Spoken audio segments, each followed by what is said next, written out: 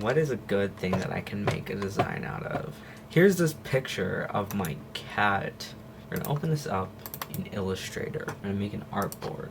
We're gonna make the artboard the size of her face. I know what I'm doing, trust me. I know what I'm doing. No.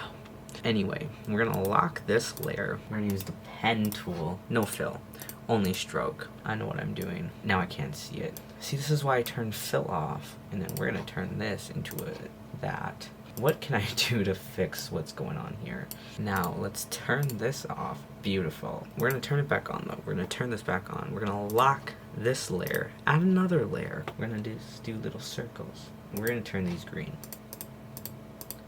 That is good enough. I love this. We're gonna make a new layer. We're gonna lock that one. We're gonna make a new layer. We're gonna make this little white part on her face. Okay, now we're gonna do the bottom white part. We're gonna take this, we're gonna copy, get a new layer, get onto the new layer, and paste. We're gonna put this below that layer. Try to get rid of the sharp edges here. Oopsies, don't do that. So we're gonna add a little tiny mark here.